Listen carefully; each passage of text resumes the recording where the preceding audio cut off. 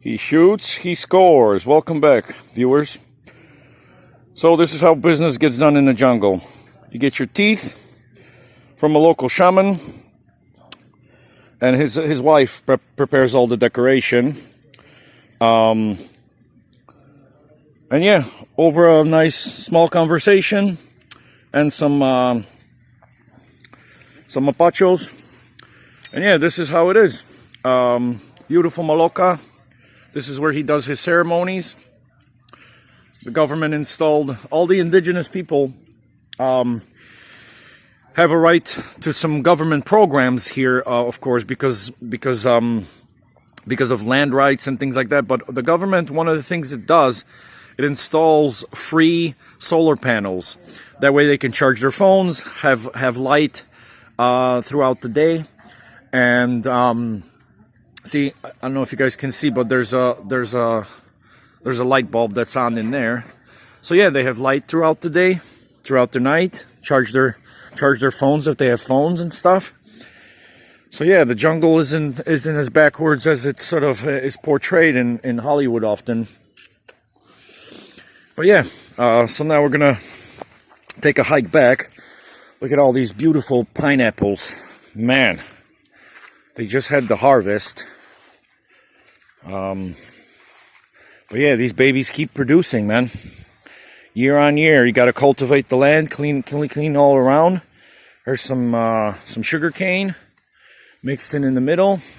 But yeah, let's take a walk back. Got your machete, got your jaguar teeth, and we'll start the hike back to my lodge. I'm getting a little drizzle, but hopefully this canopy here will protect us. You know, the beauty of the jungle. If you're walking out in the wide open, yeah, you're gonna get hit by the drizzle. But in here, in the canopy, it's pretty thick, so you might get a drop or two. Or just sit down under a big leaf and just wait and fill your water bottle. The water here, the rainwater in the jungle is drinkable. You know, for like 2 hours flight of Iquitos in either direction you go, there's not a factory in sight. So out here the ecosystem provides us with daily, fresh, clean drinking water. It's amazing. When I get back to the lodge, I'll show you guys my collection point, which of course, yeah, I use for everything: cooking, washing, drinking, and of course, the best moonshine comes from the purest water there can be. So either rainwater or of course your unpolluted creek water, but you got to go up into the steppes. You got to go up to the higher points of the mountains to collect nice, pure, uncontaminated moonshine water. And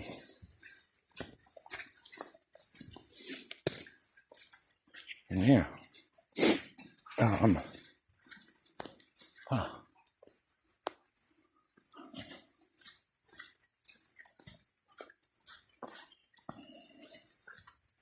Let's see.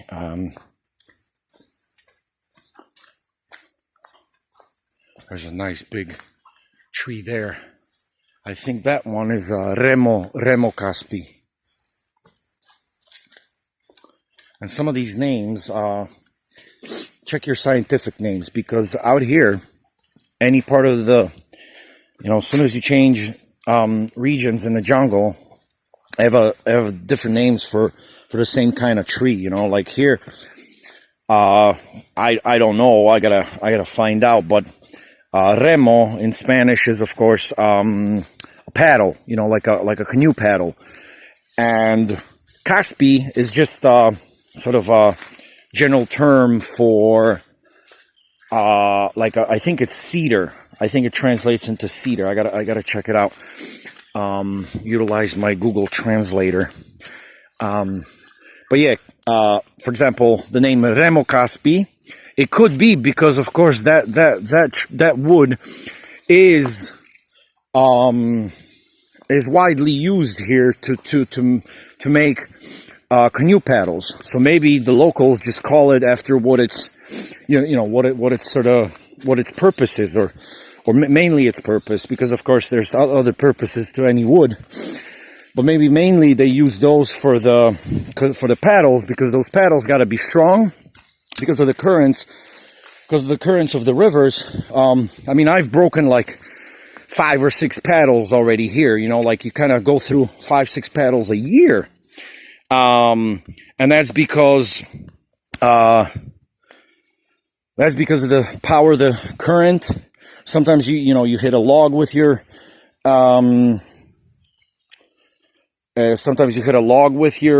paddle. But yeah, like Remo, the Remo Caspi, it's strong enough, but it's also light enough, because you don't want to have you don't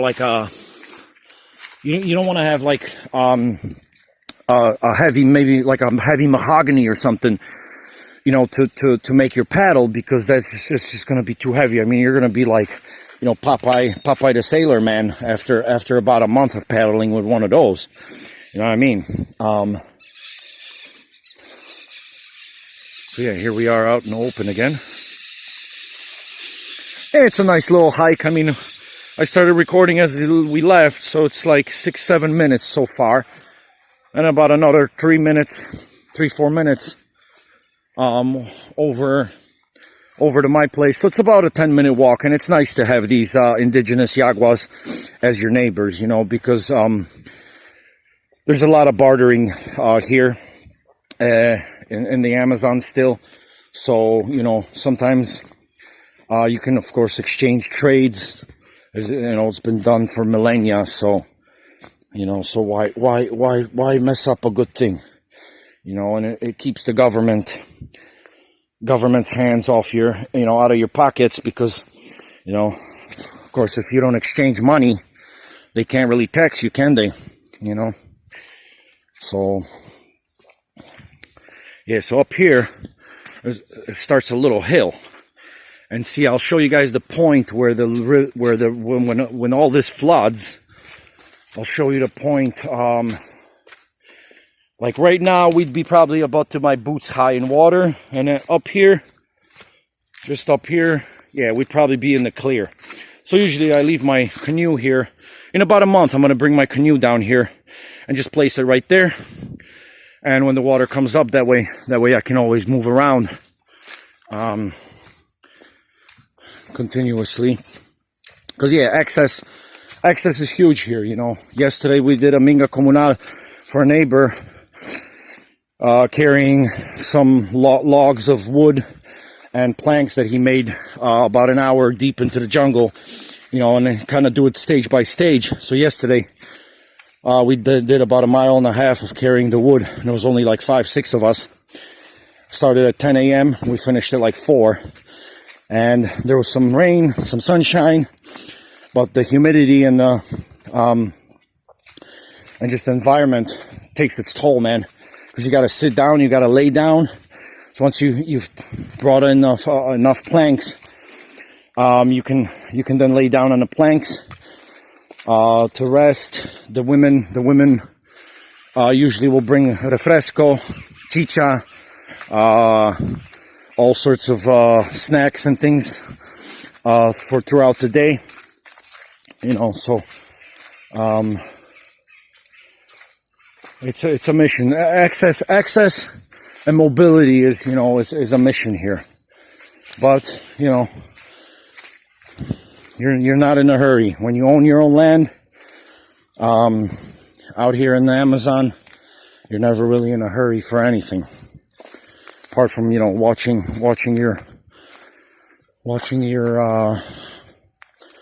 your peppers grow. But here we are, 10 minutes. I'm walking kind of slow after yesterday's minga, and of course, not to mention the gallon of cañazo, the local moonshine, sugarcane rum that we killed afterwards. But still, I was up at like 5 in the morning today. Got my bearings going. And yeah, here we are. My neighbor's pond, my neighbor's fish pond here. Some of them are natural, some of them you just put a dam at the back of it and then it'll fill up with rainwater and stuff, as long as you got like a nice little valley like that. So yeah. Here we are.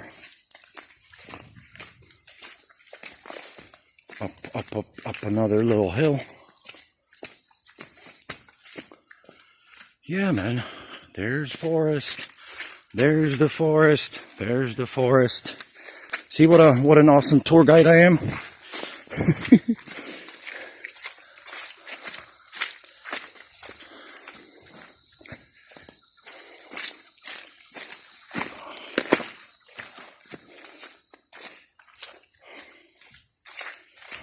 Yeah, it poured down pretty massively last night, but it's not too wet. It's not too bad. So it's a pretty quick walk today. So here we are, about 12 minutes in, and we're back at my neighbor's yucca plantation. There's my neighbor's house, Pedro. Pedro lives back there. Can't see his house, but he's there. I heard some movement. I heard some movement around the perimeter. Pedro's securing the perimeter somewhere. But here we are. Back in my place, 13 minutes. Not a bad deal. Not a bad deal for a nice brisk husky walk. And see, walking, you would never know where my place is unless you cut through here. Boom, boom, boom, underneath the platano tree. And there's the stump that marks my land. So here everything's just marked by stumps. You know, you'll be walking in the middle of nowhere, and if you see a stump, you better run, because you might get shot. Might get shot in the balls by a local farmer. Yeah, here we are. And we're back, ladies and gents. We are back. Back at the water tower. And back at the lodge. So thank you for joining me on this brisk morning hike. I'm going to enjoy a nice cup of tea and some mapacho. And I'll link up with you guys in the next episode. And that's how it is, ladies and gents. Yeah, I got to move all these logs into the North 40. One day. Mañana. Just like in Italy. Everything's domani. But here in the Amazon, everything's mañana. Mañana.